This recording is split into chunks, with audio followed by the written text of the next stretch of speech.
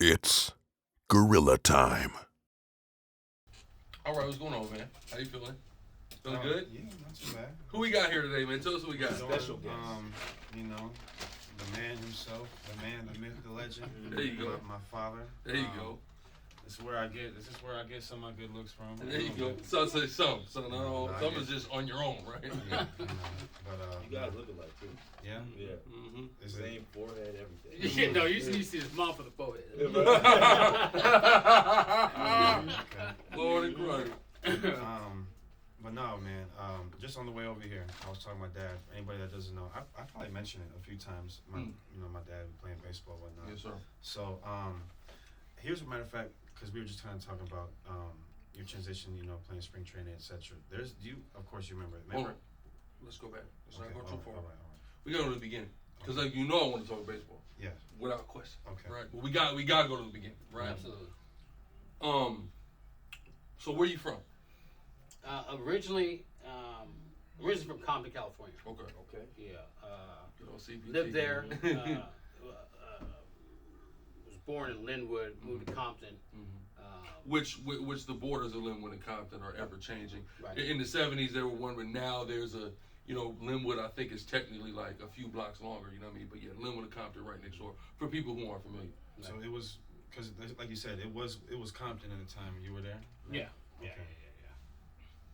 So then you moved to what, San Pedro? Yeah. So I was it's funny because I was a foster kid essentially. So when I was living in Compton, I thought that was my grandmother's house. Turns out it was another foster family. But Okay. The Harleys, which is my last name now, I think I was about 5 years old, and all of a sudden these people come to this house, and next thing you know, I'm in the backseat of this car, and I'm taking off to San Pedro, California. Okay. Just south, couple cities south, right? Yeah, Pedro's right by Long Beach. Yeah, exactly. Yeah. 110, just right at 110 down to about the end. There you go, San Pedro. Right, you got the water and Willow Beach and whatnot. Yeah, when people a lot of the products that you're getting from China, they're coming through San Pedro. You know what I mean? When you go to San Pedro, you see them crazy. It's funny because I just was out there for the Super Bowl, and we end up staying right there in a hotel, like right there on the water in San Pedro. You know what I mean? When you see all them crates, understand everything that you're getting, your Amazon packages, your Walmart, all that, that's coming through San Pedro. So that's a very important city. That's crazy that too, people don't because know. you got what? You probably got that, maybe San Diego, and definitely San Francisco, correct? Yeah, that Bay, the ports, but also the Port of Tacoma as well up there. See, really? The Port of Tacoma is something Okay. major. Why do you think Toyota got the Toyota Tacoma? They named it because all of the Toyotas that come into this country, they come through Tacoma. I didn't know that. Yeah, Makes sense. You know what I'm saying? So those are on the West Coast, especially coming from Asia. Those are the key ports right Okay. there.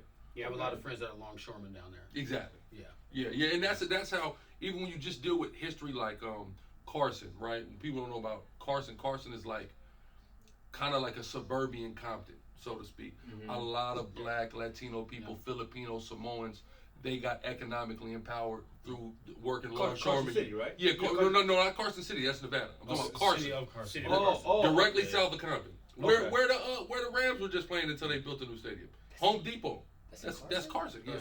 You got Carson, Wilmington. Exactly. All that's right All there. that's right Wow, there. okay. And then boom, you got San Pedro, and Harbor City. All that's right. That's the harbor area or the South Bay, Torrance. All that's right there. Torrance, yeah. But a lot of you know, again, black, Latino, Asian people, Samoans, all got empowered through that longshoreman union, working on them docks, got them some nice houses, things like that. All that's how Carson was built. No different than what happened on the East Coast of New York. Yeah, exactly. Same. Gotcha. Okay, gotcha. Okay, cool. Okay, so boom, you're in San Pedro. How long do you spend in San Pedro? I'm in Pedro from about 5 years old to 14. Okay. We went to Bandini Elementary School there. Went to Dawson Junior High School, which is up near Palos Verdes. Okay, yeah. So it was, Listen. Let me tell you something crazy, right? So the spot we're going to, the hotel, they sent me the address, and I'm like, okay, that's I know, like I'm like in San Pedro, I already know, but like I don't know exactly where it's at in San Pedro. So I put on the GPS. The GPS has us in the hills of Palos Verdes somewhere. I'm talking about we're driving. I'm like, bro, like, I don't think We're this is supposed to it. be here. And then, like, we're just dark. Listen, you don't see a car. Yeah. We're the only car. Yeah. I'm like, wait, but you just see these cribs, and then I see No, the it's ocean big view. old house. Huge house. I see the ocean views. I'm like, Is this where we stay? I'm like, bro, I think we're in Palos Verdes. This is not San Pedro. I've been Yeah. to San Pedro before. Yeah. This is not San Pedro. So we end up being just deep in Palos Verdes. Then we have to drive back through Palos Verdes, damn rolling hills. Oh, yeah. You got to go through all that, and then we got back into San Pedro. It's not technically that far, but when you're over there, there's not even a free. You're not even really a freeway to get into Palos Verdes. It's like Summerlin. It's like one way. You in, just one take way that out. street in, and I'm like, bro, it's a whole. You would think like South Central is really a stone's throw from here, and you wouldn't even know like this is going on up the street. Right. Like right up the street. Yeah. No, Is that why kind of like Compton is kind of like gridlock the way it is? Would you think? Well, no, Compton, that was built. That's a white neighborhood. That's an affluent white neighborhood, bro. Okay. Bush. And it George Bush is just go. Yeah, George Bush is from Compton. Wait, what? Yes. George Bush is born in Compton, California. Yes, it I was a didn't white know that. community before it was a black And, community. and you gotta go watch Almost like that. Harlem. What's that show? Us. Yes. Us. Watch that show Us on Amazon Prime. It documents all that and how the real estate companies and the police collaborated to actually get to start white flight, to plummet the real estate value and trap black people in predatory real estate loans. And then so everything that's going on Compton is by design. It's totally by design. So white flight, that's a term. White flight meaning this was white. All the white people left. There goes the neighborhood. Okay. That's why anytime you watch any interviews and any OGs from Compton, Crips, Pyros, things of that nature from Compton, they'll always ask like, okay, so you came to Compton what year? Do you remember white people in Compton? You know what I mean? And that kind of determines how long they was really in Compton. Do they remember the white presence? Because once you get to the mid to late 70s, 80s, then there's no. Okay. Oh yeah. So now you're boom. You're a San Pedro. Where did your kind of love of the game start to develop? That's the funny thing. I didn't play sports, I'm in Pedro, and like all my friends around, Pedro started getting into gangs. A couple of them got shot, and my dad was a pastor, my mom was a reverend, and all of a sudden they came to us one day and they were like, "Hey, so we're moving to Oregon." Like it wasn't like we talked about it as a family. Yeah. They were just like, "We're moving to Oregon," and I was so I'm like, "Where's Oregon?" What is that? Right, and they're like, "It's the next state up, dummy." I'm like, "All right." So probably right around 84 is when we moved to Eugene. And that's when you started playing baseball? So I get to school, went to high school there. He was telling me off camera what was going on. And so this is an interesting thing because just real quick boom, San Pedro obviously that's a Dodge City area, right? Right. And we know why it's called Dodge City because of the ballpark, right? You tell me. Oh well, as far as I know, because I know the Dodgers got the ballpark over there that they donated. Okay. Yeah. And that's why I thought they got that name from. So that's what I'm thinking. You must have came into the game in San Pedro. No, I didn't play sports like at all, like nothing. I mean, the kids we go down and play a little basketball or of course, just recreational. Yeah, nothing structured. Organized. Okay. Yeah. That's So crazy. so I get to Oregon, and the principal gets me. We're doing the whole tour of the school at Sheldon High School, and we go past the gym, and there's an office there, and this white dude comes out and puts his arm around me. He's like, "Hey, Al Harley," principal. "Hey, this is Al Harley," and he goes, "Hey, son, you play baseball?" And I'm like, "Hey, man." And I'm like, I was kind of embarrassed. I was like, "Yeah, I play baseball." Hell yeah! Yeah, I'm like, "Yeah, I play baseball," And I'd never played before in my life. And he goes, "Okay, so I'm gonna put you in a zero-period baseball class." First of all, I don't know what zero period is or whatever. I don't even know what that means. They just put me in this class, and I'm like, "What is that? Like sport specific? Just geared It's like before school. It's zero period. Before is like school, it's and a class before school starts. yeah, wow." and it's all baseball. Yeah.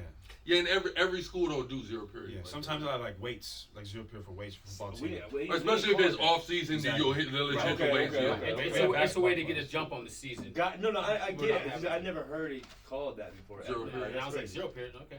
It's because the first period it's before first period and Yeah. before one is Like if school starts at 8:30, you got to be there at 7:30. Exactly. Oh, okay. Type deal. So So I'm like, all right, cool. So he puts me in the class, and it starts. So I get there, I don't have a glove, I don't nothing. I'm just going to this class, zero period baseball. So I go upstairs in the gym, and all of a sudden I see these kids, this whole group of kids up there. They're throwing this little baseball thing around, And I'm like, wow, there's kids in a cage with a bat. They're hitting, they're throwing. There's L screens. There's all this stuff, and I'm like, oh snap! I'm like, I don't know what I get myself into. For anyone that doesn't know what an L screen is, it's when pitchers when they're batting practice, they'll throw. That's what that right? Yeah. Okay. Yeah. All right. I'm just making sure. It's been a little bit. The net. It's the net. It's They the hide net. behind it so they don't They get can hit. hide so Yeah. So he's like, hey Harley, jump in there and show him what you got, basically, And I'm like, As if he's been doing this shit Right. already before, right? I mean, the niggas that he played. yeah, exactly. And I'm like, maybe I should have said that. So I'm like, all right. So I pick up a bat, and I trying to get into the screen. I get in the screen, and I don't know if I bat right or left. I have no clue because I've never done this before. First time, right? So he goes, Harley, you need a helmet. And I'm like, oh yeah. So the guy gives me a helmet, I put it on, and it's like, I get in there and I'm like, okay, let's see. I guess since I throw right, I must be right-handed. Now, did you see the people already? Like, were you were you looking at them? Okay, I think I need to do this just in case if I need. Absolutely, and that's how I learned. Okay. That's okay. I'm that kind of athlete. I'll look at somebody, I'll be like, okay, does that work for me or not? So I get in there, it's like strike 1, strike 10, strike 20, strike 30, and I didn't touch a ball. Right, and I'm like sweating, you know what I mean? And the coach is like, okay, Harley. That's how I'm moving, bro. Come on over here. Do you really play? Yeah. He goes, he never puts his seen you arm play around me. baseball. He puts his arm around me. He goes, you never played baseball, have you? And I'm like, Like, how'd you nah, guess that? not really. He goes, that's all right, So that class, within 3 months of me doing that, I was good enough to play varsity baseball. Okay. This is freshman year? This is my freshman year. Okay. Wow. Wow. Yeah, That's so- serious. Natural. Picked it up. Yeah, no, God was Yeah. like, this is what you're going to be. No, exactly. Literally. And then, do you remember your first game playing varsity baseball? Yes, so we came down for a tournament in Oxnard, California. Okay, yeah. That's what the Cowboys. That's the for spring offseason. training. Yeah. Yeah. Yeah, whatever they call it. Yeah. Got a baseball mind. I don't know that. And so I couldn't really hit then because I really didn't really get the mechanics down, but I could throw real fast. Yeah. Right. So pushed me in the first game of the tournament, and it's the 7th inning, and my second baseman comes up to me and he says, "Hey man," he goes, if you get these 3 outs, you're gonna throw a no-hitter. And I'm like, what's a no-hitter? I'm completely ignorant of baseball, the rules, everything else. So I get the 3 outs, the team's jumping on me and everything else, and they're like, man, you just threw a no-hitter. And I'm like, okay. Just not even knowing. So that was That's how much of a major accomplishment that is. Yeah, I didn't know. And that's You your know what I mean? first. That's your first game ever playing organized baseball. Organized baseball, yeah. And, it was in the papers when we got back, and then all of a sudden I was just, just this baseball guru. Bigger. Mm-hmm. But I really didn't know what I had done. Mm-hmm. And this is all still in the first year. It's the very first year. That's the very first gosh. game. Yeah, that's the first That's game. like- No hitter. Yeah. How many no hitters have been thrown in that Major League Baseball? I mean, there's quite a few, but not Like relative to yeah. how many games there's been played. Not very many. I know my pops. He told me about when he was in middle school. He had just shut a team out, and that was like big news. Just making sure you get a shutout, Right. let alone no hitting. And shutout just means no, you nigga didn't score. Right. Nobody even got on first. Right. That's serious, you know. Right. I kind of wanted to rewind. Yeah, we'll rewind because we gotta go over. Yeah. I want to talk about San Pedro a little bit more, for sure. Go ahead, Sam. No, because I was kind of asking you in the car because of Los Angeles, the culture of gang culture, how popular. Which the whole world is fascinated with. Exactly. I like 1984, 1985. Right? 84, 85. That's when you start to see what year. Do you remember the first time you ever? And I asked you remember in the car. Do you remember the first time you ever heard of a Blood or a Crip?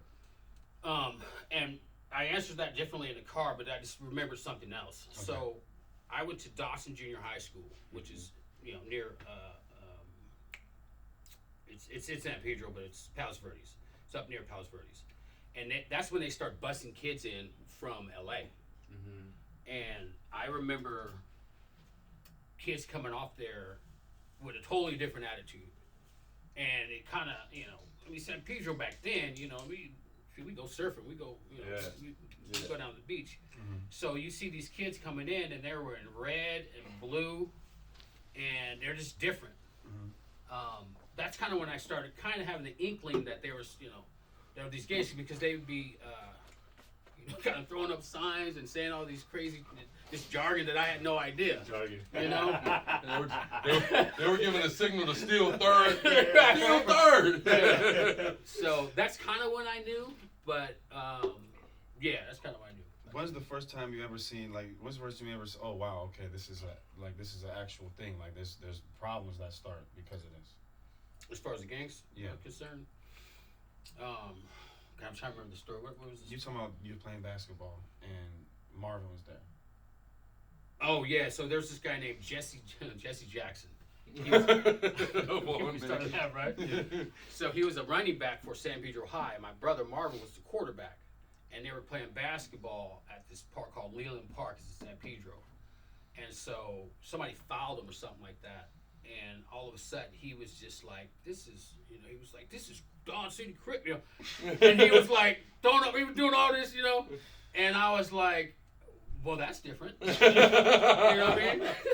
And so after the game, my brother, I was like, you know, Marvin, what was that all about? He goes, "Yeah, disrespecting others, Dodge City," and he just started talking, and the way he was talking, he was very animated, and I was just like, well, that's got to be serious what they're talking about, you know what I mean? I was just young. I didn't know, you know, but yeah. How old are you at this time? Oh, then I was probably, what, 10, 11?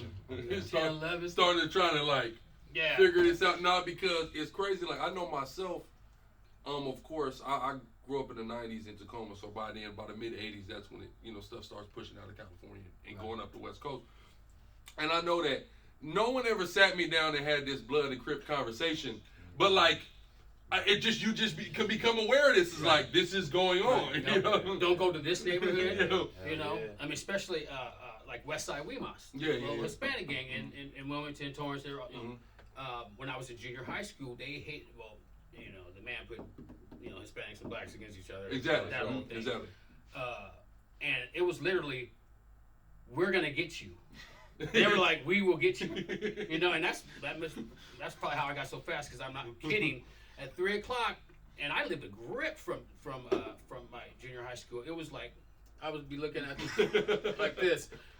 I was out, and I'd run down, I'd run home every single day from there, because they were like, you know, they were gonna get me. You know, and I wasn't having it, you know. This too, because this is crazy how stuff just kind of goes full circle. Now, your best friend growing up in San Pedro was James, right? You said that was one of them. Jamie Duff, yeah. Jamie Duff.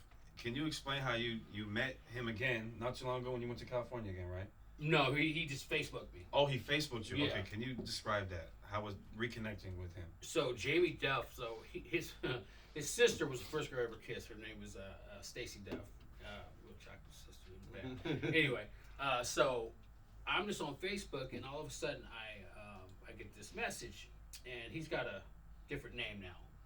Like James Ben Israel or something. Yeah, James Ben Israel, something like that. And I'm like, hey, he's like, Harley, what's up, Al? We're going back and forth, and he starts talking about Israelites. And I'm like, hey, my son, you know, is his name? He goes, what?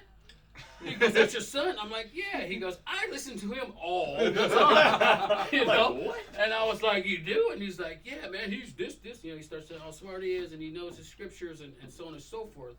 But yeah, that's kind of how we got back in touch. But yeah, it was just like, I was like, yeah, that's my son. Yeah, I made it. How proud did you feel, though? Right? Oh, I was super proud. Did you, I mean, at that time, did you know about what the Israelites are, or what's going on, a little bit about it? A little bit, but you know, and that's we haven't type of thing. Of course. My thing is, it's like raising Dre. I mean, it was just me and him. It was more a situation because my dad was a pastor and my mom was a reverend. I felt like I wanted to raise him. I'm like, listen, when you find what it is that you want to find, you'll know it. He always told me that. Yeah. You know what I mean? I don't want you to, you know, because his grandma's a Mormon and my parents, you know, it was like, you know, this. Mm-hmm. And I was like, I didn't want him to experience that. So I wanted him to experience whatever whatever feels right in here, then that's good. That's good. And that's like that was so important for me as a child because like a kid is like a blank sheet of paper. You see what I'm saying? And like all the things that they're taught, their experiences is like the drawings on it, and that's what shapes them. It's like clay. And like the way that you would tell me that, like you're gonna find, like it wouldn't even. You would say it like when you find, but it was almost like because you said it. That means I'm gonna find it. And one day I'm gonna like that determination, that confidence is going to happen. That confidence, okay, Superman said that I'm gonna do this. That's dope because not to cut you off, but he brings up a story not too long ago where we were talking about like superheroes, right? And some people might have like Michael Jordan or Kobe, I guess in this sense Kobe, right? But then also too, one of his superheroes was you. And you know what I mean? Like yeah, I know. no, that's good though, bro. You can see the connection that he has with you.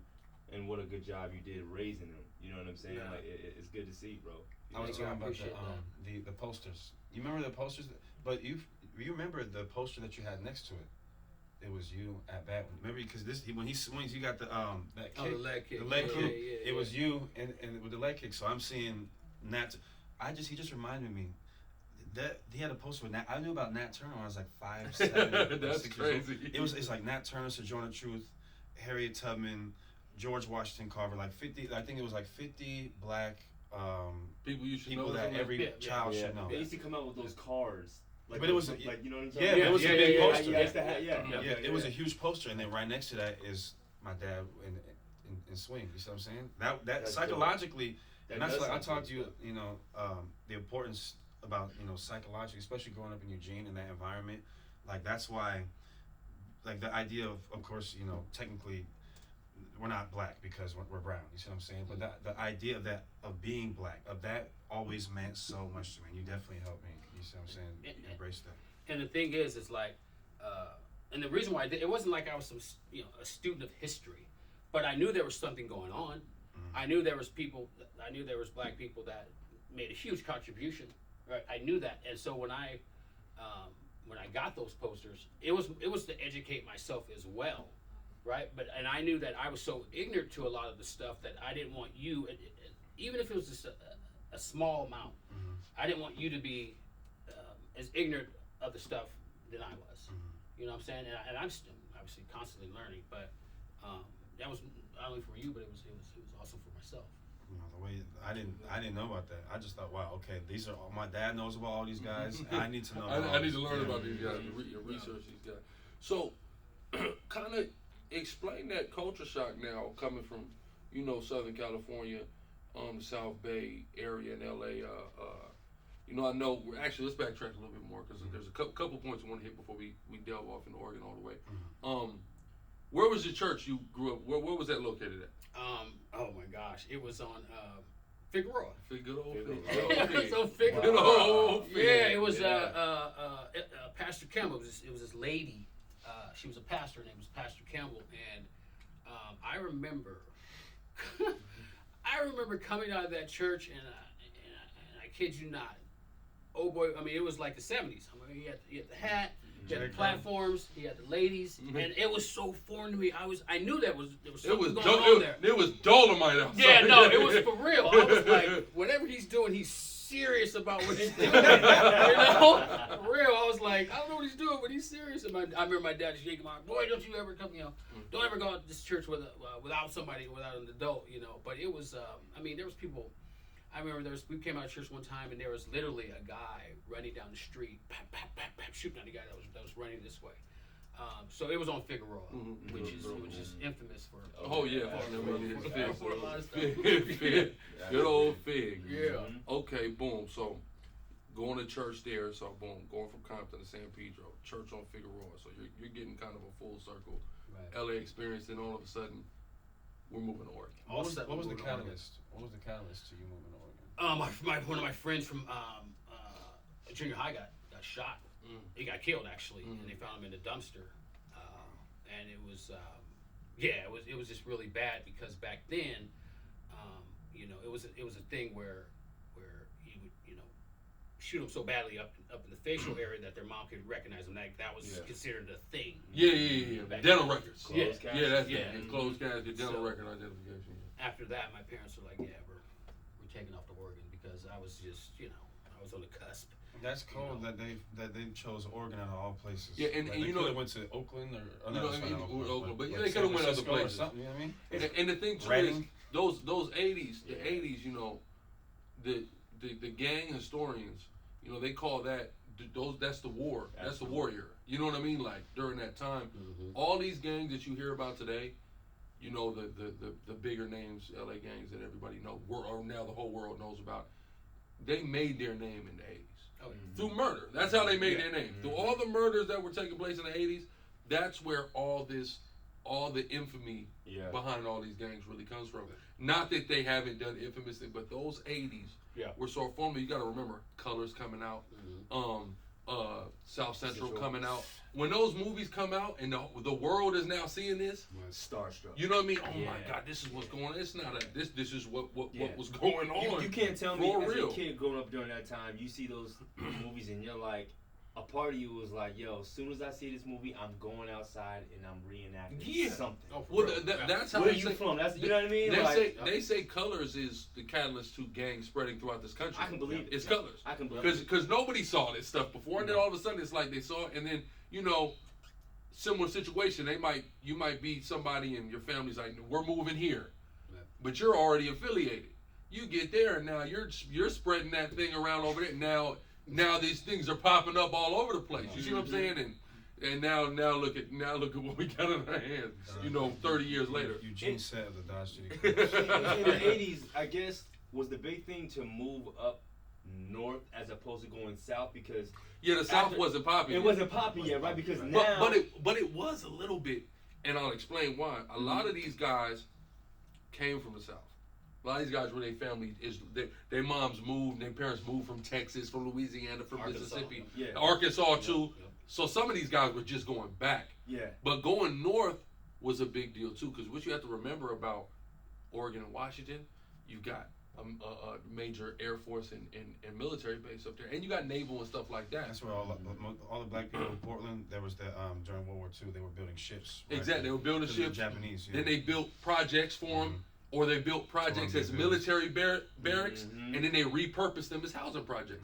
So a lot of people, and then once you might not have gone up there, but once you heard somebody's up there now, that's all it takes. Here we come. Right. So like Arizona, Phoenix, Las Vegas, those just weren't popping areas. Not yet. People weren't going there yet. Okay. Yeah, but now that's all you get. Now that's where they're going. You know what I'm saying? First, those other frontiers first. Got you. Okay. I mean, as far as the movie Colors, I remember watching that, and it was so real. You know, it was like, and the characters, right? You're like, oh, that's. I know him. I know like the guy. It was relative to the people in your community. You know what I mean? Colors was a trip. That's the one that really, I was like, man, that's what it's all about right there. Even Don Cheadle talks about that, like him on set, like actually, because he was on set with real live gang members. Yeah, they really shot. Yeah. He was portraying to be from Broadway. Absolutely. They really shot that in that hood.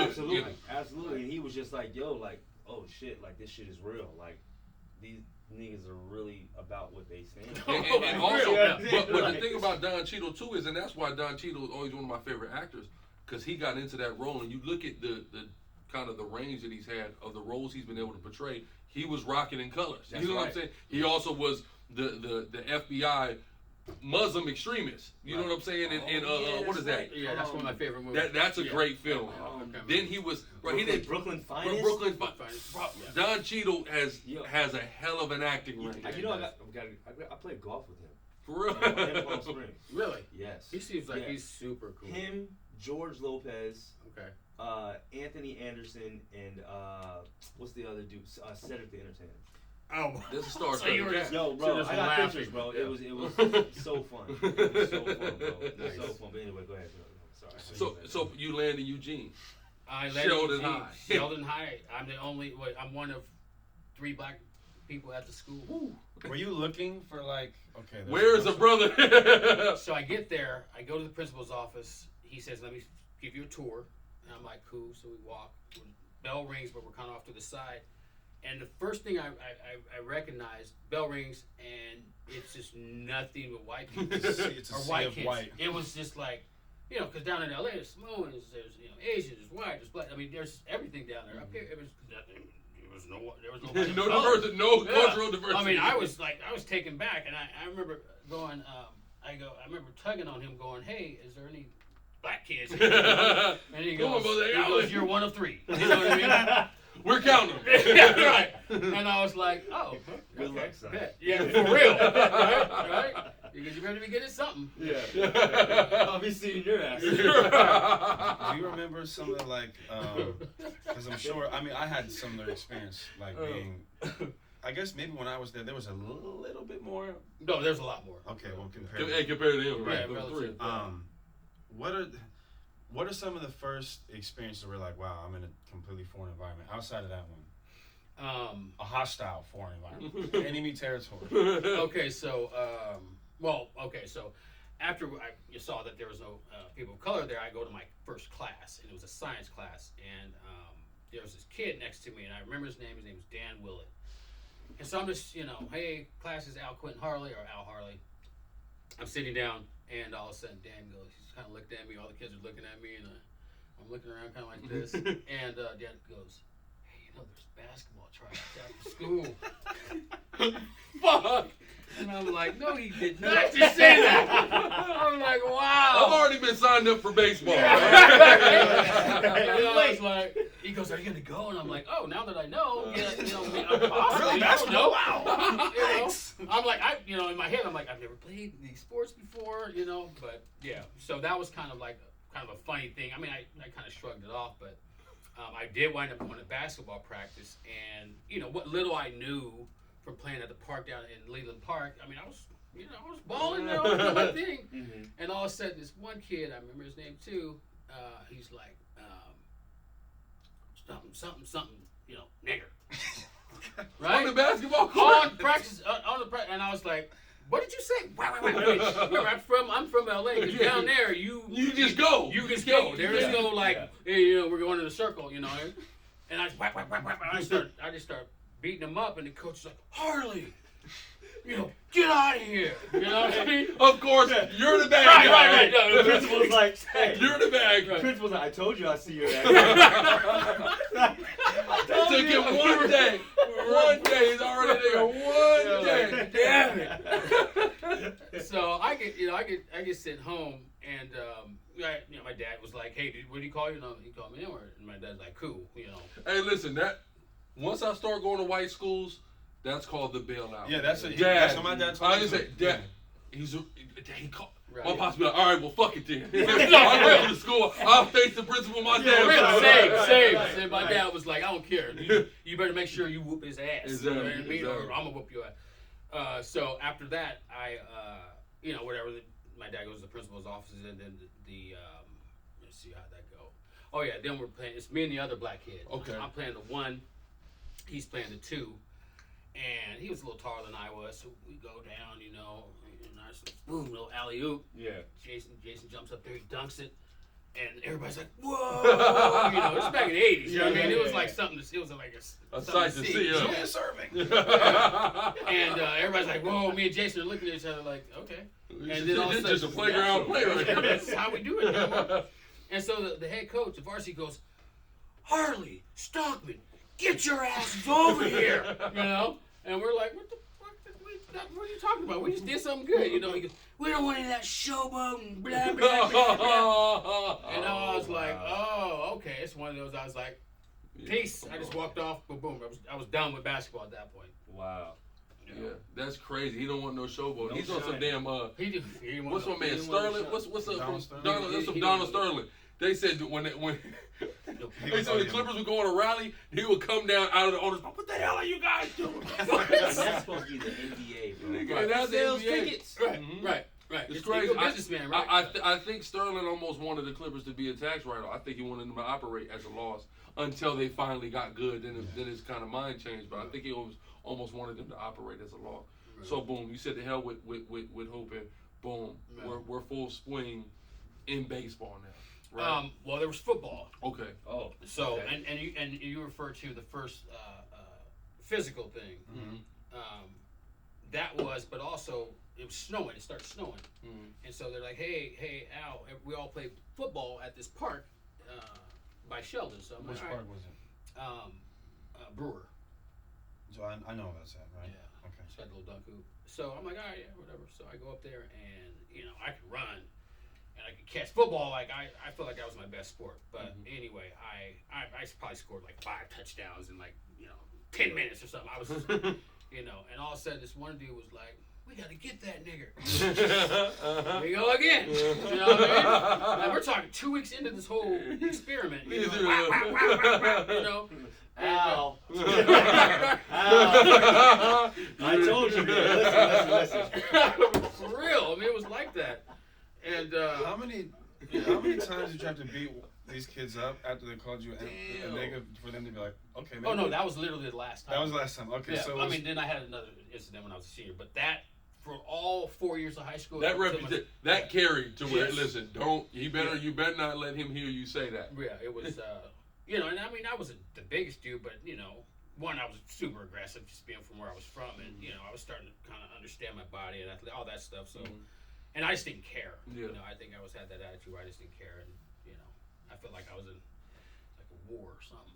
Yeah, real. I mean, you know what I mean? Behind enemy lines. Okay, so your first game, you get a no-hitter, right? Yes. It starts to sink in the significance of that. It kind of did. It was like ignorance is bliss. Okay. Right? Okay. And this is all freshman year. Right. Yes. Right? So That's like late, right? In baseball? I mean, bro, listen. I'm gonna tell you like this. Cap, he played baseball, basketball, football. He goes to a different high school than he was supposed to go to. Yeah. He gets there, coach is like, they try out, outstanding tryout, the coach is like, look, the kids I got on this team, these are the kids I've been coaching since they was in elementary school. I don't even got a spot for you. There's nothing I can even do. Bro, it's I was a great football athlete, but I tried playing baseball my senior year in New York. The market up there is really all not that great. Right. But I thought I can be okay. You can translate. A lot of Dominicans, Puerto Ricans, team. And they've been playing. And I didn't think that they were just good because I'm thinking I'm black. I'm just gonna, bro. Like I was the worst person on the team. I couldn't hit. I didn't want to slide. I was like, I got. You're tall, man. You got stride though. I can run, but like I didn't want to slide. Yo, I got thrown out at first base. You know how embarrassed I felt? I got on from leading off, leading off, but like I caught his ass. That's like, and I was okay. No, but, I can catch. No, but literally, but the coach put me out like in left field. That's like the okay. worst place, right? Well, I mean, you could run, right? Yeah, but fuck that. Like, I thought I could play center. I mean, that's you're covering a lot of ground in center though. I feel like I was. You're covering really all the whole outfit. You're the captain. You're the captain. Like if you caught balls in the right center or left center, it's like. I got this. And the right fielder goes over there. Left center, I got this. Yeah, I just felt if I would have started at a young age, I seen all the kids in California, Oceanside. Yeah, your IQ would have been higher. Exactly. That's why you got caught. Like, getting caught leading off. That just doesn't happen. That's either your head is in the clouds or your IQ is low. Or you're slow. Like you're just checking you, like you said, you just checked. Oh, got it. I was all three then. First base was talking, you're like, yeah. I'm like, yo. I remember the coach just saying. I'm like, I don't even know. I start playing this shit. Yeah. Can you talk about the time when the ball went behind the catcher? Okay, so to your point, as far as IQ, right? So after the no-hitter, season starts. Mm-hmm. There's a man on. No, it's my second at bat, and so I'm on deck. I'm just kind of waiting. All of a sudden, the ball goes behind the catcher and hits the backstop, and it goes right here. And I'm like, oh. I just pick up the ball and I throw it back to the pitcher, and my coach is like, Harley, what the fuck are you doing? So my coach would talk, and I'm like, what? I am so ignorant. My point is, I had no IQ in baseball. I was so ignorant. I was like, oh, I'm just doing this guy a favor. I'm throwing it back to the pitcher. Yeah, the guy at second base is like, the bump's like, you, over to third base. And, I'm like, what? What did I do? Coach is like pissed off. I didn't have any clue about the rules of baseball. I just had no clue. It's like, oh, throw this ball to the mitt? Cool. Yeah, I can do that. Yeah. So that's how ignorant I was. But that same game, man on second and third, we're down by 2 runs, and I come up. I'm hitting like ninth. He's like, we got to at least give you some experience hitting. So I'm up there again, right-handed, and I'm like, strike 1, strike 2, and I looked around, I was like, timeout. Go on, time. Yeah, and my coach is like, what the fuck are you doing? You know, so I walk over to my coach and I'm like, hey, I can't even see the ball. And I go, hey, I don't know, but I might be left-handed. I don't know. I mean, I said it differently, but he's like, just go ahead. He goes, I don't care, just whatever, right? He's, just. You're embarrassing the whole, school, yourself, your family, you know what I mean? It's not going to be the last time you fucking ever played your race. Right? Get out of here, get over the list. Yeah, take your ignorant ass over there. So I'm like, cool. So I'm like, all right. So I go over there. Next pitch, bam, went off the wall, left-handed. And 2 bags? Yeah, we wound up winning the game, and I just stayed on the left-hand side. And just kind of taught myself how to hit on that side. Wow. Cool. That was your first time. Yeah, it was my first time. Hitting left. Hitting left-handed, yeah. Quick question. How do you feel about them putting the DH in both leagues? I think I don't like the DH. You don't like the DH? I don't like the DH. I think pitchers should. I mean, you guys pitch what, once every 5 days? 5 days? Mm. Learn how to hit. I mean, don't get me wrong. Put a button down. I mean, the shift. I'm glad they got rid of the shift. But I feel like if you're going to be a baseball player, be a baseball player. Don't be just a pitcher. I mean, I don't know. Learn how to swing the stick. Yeah. I've never been a fan of DH, but I get why fans love the DH because we like the you want that offense. You want somebody to go yard. Yeah, for sure. Absolutely. I mean, you know what I mean? Mo Vaughn, we don't feel like Mo Vaughn should have to be out there on the field. Right. We just want to see him swing the fucking bat. Right. No, I get it. Yeah, sure. I mean, I always felt like if they were gonna pitchers in DH, I mean, fucking have a 10-person lineup. Right. You know what I mean? Don't have that league difference because the Eastern Conference and the Western Conference don't do it. The AFC and the NFC don't have different rules. You know what I mean? Why does the AL and the NL have different rules? And what are you tired? I mean, as a pitcher, are you tired? I mean, don't get me wrong. I pitched before, not at the big league level, but you're not that tired. I just don't get it. I don't see how baseball's that fucking fascinating. Baseball is the greatest. We always talk about it all the time. Yeah. I mean, there's a game within the game within the game. I get it. There's dynamics, bro. You got 9 niggas on the field, right? Okay. And it's a team, yeah. But everybody's their self though. Yep. But there's nobody to block for you. Right. You see what I'm saying? There's none of that. You got to be the best motherfucker you can be at your position, and then you're playing all together, and then we're playing against. I feel like it's harder collectively to do one thing than individuals doing their own separate thing. No, but it's because that would never work in football. Never. Look at a double play, like you say, it's an orchestra. But it's an orchestra. So let's just hypothetically say there's a guy on first base. Yeah. Right. You have to know where to go with the ball before it's even hit. That's not hard to me. I get that. Like if I have... As the guy's running. Right? Okay. The ball's hitting the gap. And we're sitting through every pitch, though, too. So So these two guys, the pitcher and the catcher, they're communicating, right? Right. But then there's communications with... Then you got coaches on either side. Right. There's so much shit going on, man. Yeah. Oh, it's a lot of shit going on. When you're a third base coach, what are the signs? Oh, it just depends. It's just gonna be different. If you're just a generic steal go? I mean, so shirt starts with an S. Hey, listen, right? What's bunt? What's bunt? B, bunt, belt. Yeah. Belt.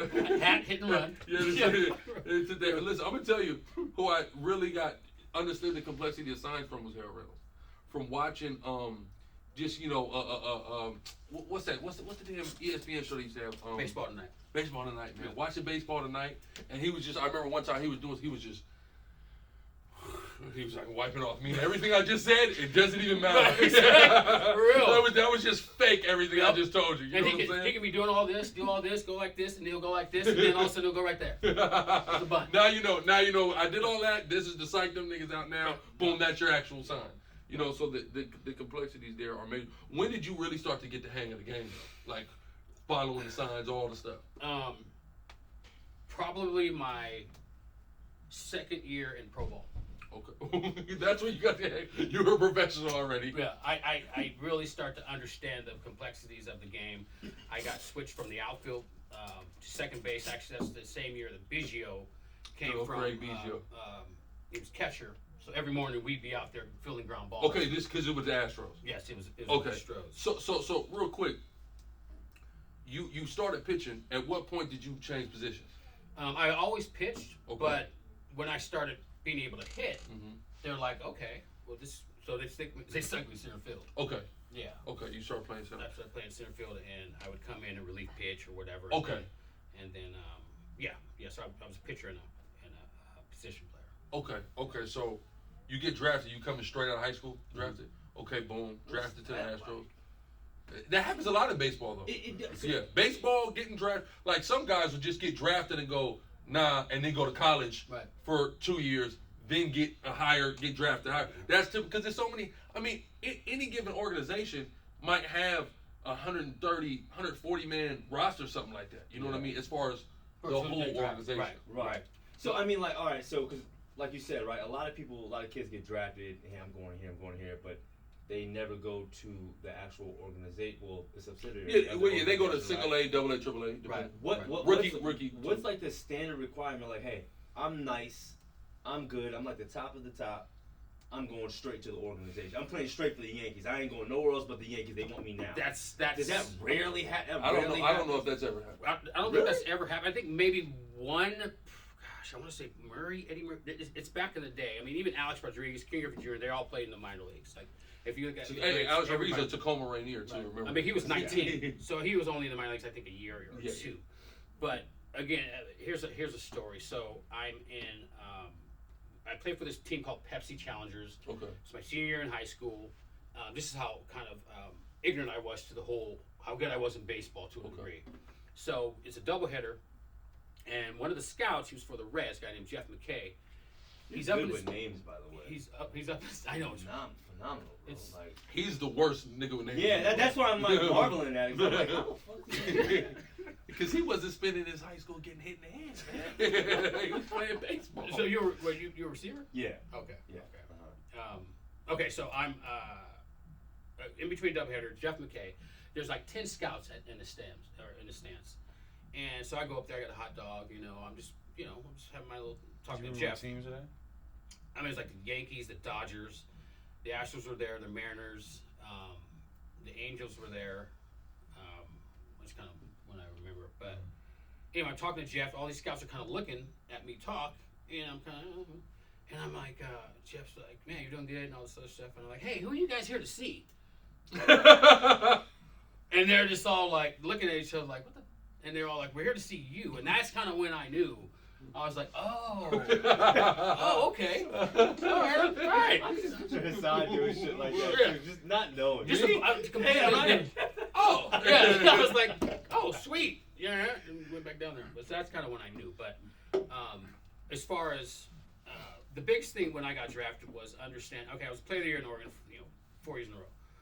What I realized... Really? That's Gatorade State Player of the Year, right? That's what we call... This is the player of the year. I don't know if it's Gatorade. That's what you would call it nowadays. Yeah, like Gatorade State Player of the Year. Gatorade, they have it forever. Gatorade is now sponsored the player of the year. Yeah, I wish there was some NIL deals. State.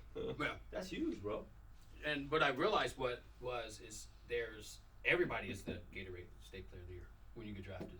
Yeah, these are all the state, but these are the best guys out of every state. Yeah, so you have to kind of figure what do you do better than them, right? So I got drafted as an outfielder, like, okay, so Kenny Lofton was in the outfield with me, right? Brian Hunter was out there. Willie Ainsley. What round did pick? I was a fifth round. Fifth round. That's how many rounds is it in the baseball draft? Well, back then it was like, I think Houston drafted 123 people that year, or something outrageous. So being the fifth pick out of that's pretty goddamn good. Which I feel like I should have been the first pick. But it's all right. That's a whole nother story. Yeah, I get it, man.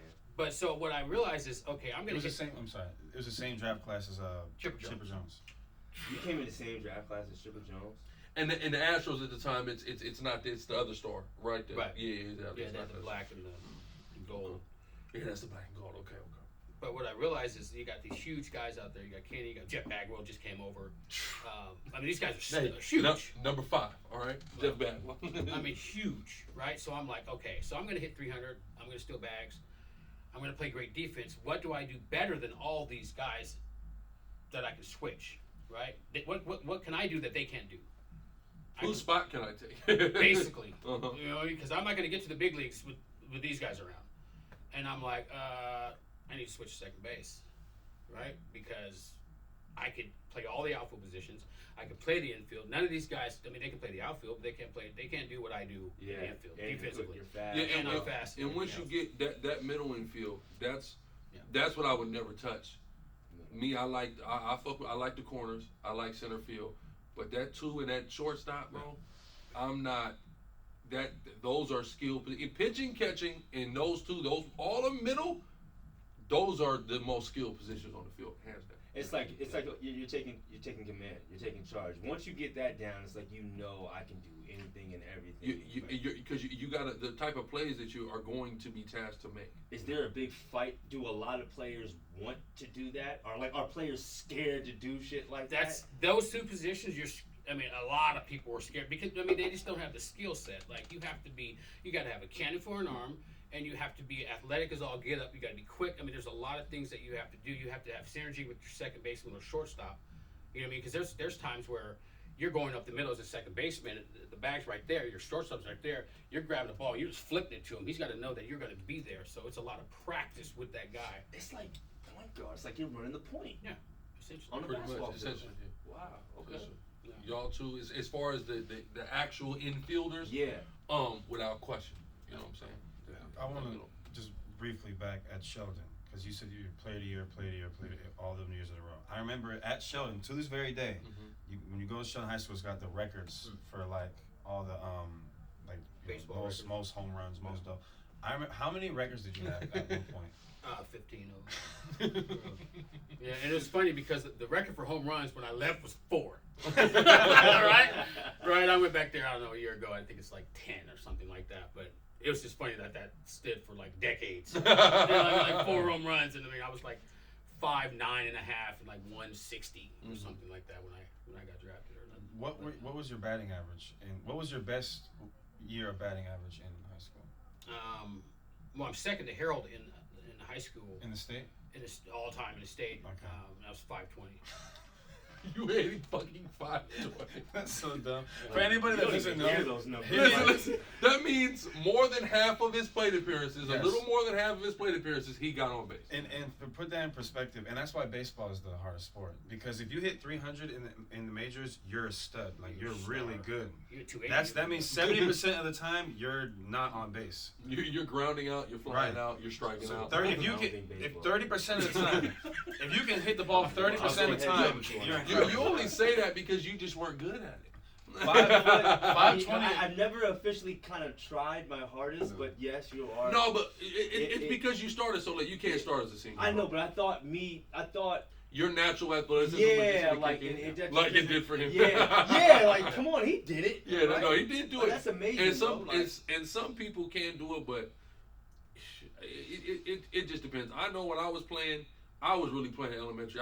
You got to keep playing. By the time I stopped playing like middle school, I knew it's like I can't even come back. You know what I mean? Like maybe I could, but I really can't because all these couple years I missed. These kids, they didn't miss. They kept going 6th grade, 7th grade. In high school, they kept going.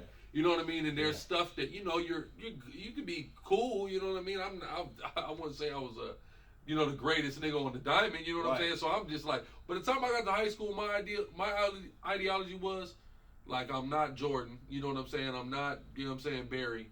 I'm going to just leave the sports shit alone. Like, because I'm like, it's a million niggas trying to go pro. You knew. What's the chances of me going pro? Fuck it, I'm going to try something else. Yeah. See, and to your point, it's like, okay, this is why I feel like baseball is the hardest. Mm-hmm. Well, how about this? Hitting a major league baseball is the hardest thing to do in sports. I know, right? When I was younger, I know this. I could hit a 3-pointer in the NBA. If I worked out for a little bit, I know I could do that. I know I can catch a football in the NFL. I might get smashed, but I know I can catch one. Absolutely. Right? I know that unequivocally. Mm-hmm.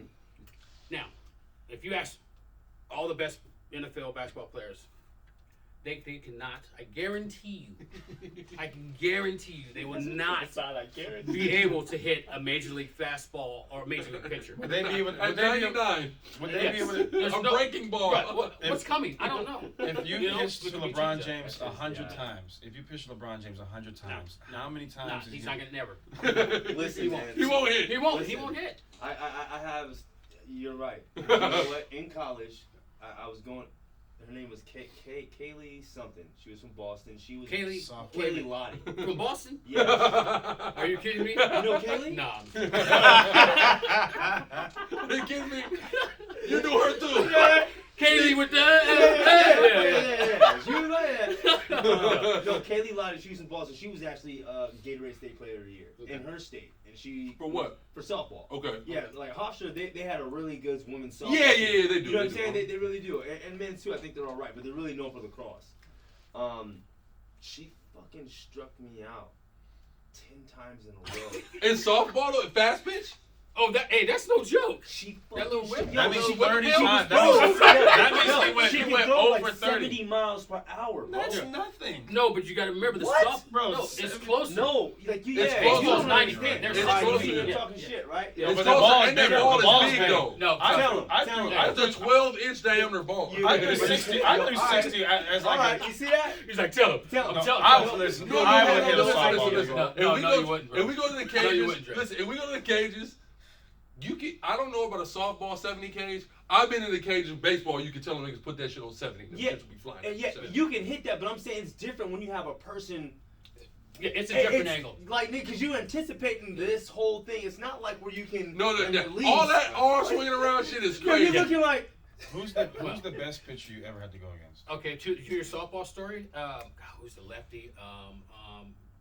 Olympic girl, left-hander, tall, white girl. I think she pitched for Arizona. God, what was her name? Arizona. That was a program. Anyway, I can't remember her name. It'll come to me. Anyway, to your point, she struck out Barry Bonds. She struck out 5 major leaguers. That's right. God, what was her name? With the softball, right? With a softball. Thank you. Okay. She's cold. Yeah, I can't remember her name, but when I think of her name, so it's a totally. It's different- hard, yeah, bro. totally It's hard. different. No, listen. Hitting a baseball is very hard. No. It's very hard. And I never tried hitting like a fastball. Not You even said on a collegiate 90. level. Think about it. 90 motherfuckers throwing 99.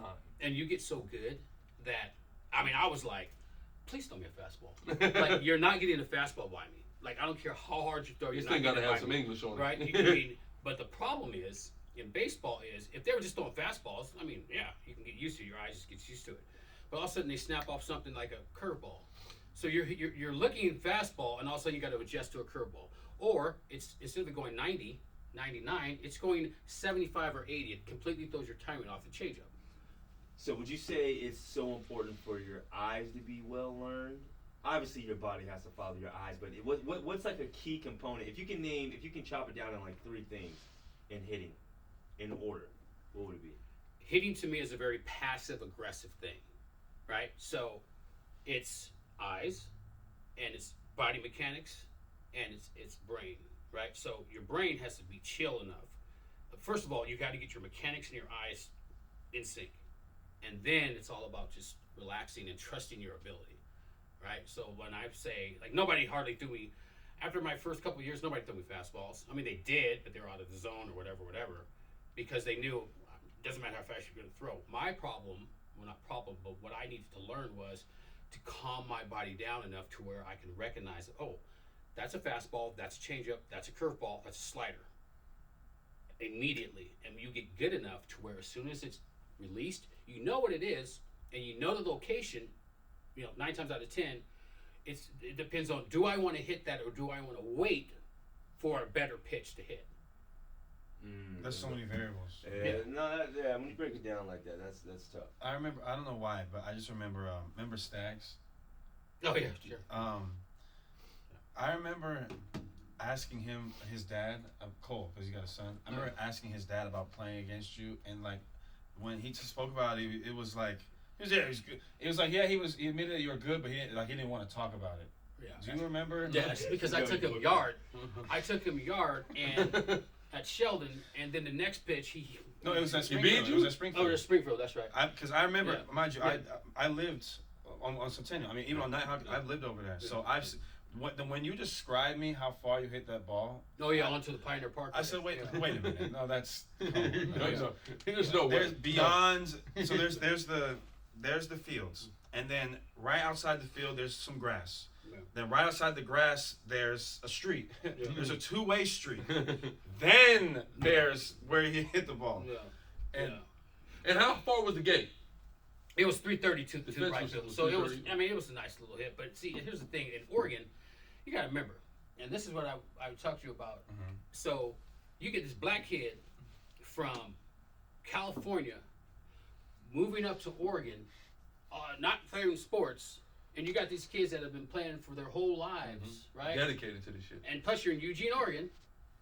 All of a sudden, he's this good, right? So there's some jealousy there, and I'm so glad that God, He made me oblivious to that stuff. I mean, yeah, there were some things that were said, but I'm so glad that I wasn't, I didn't think about that.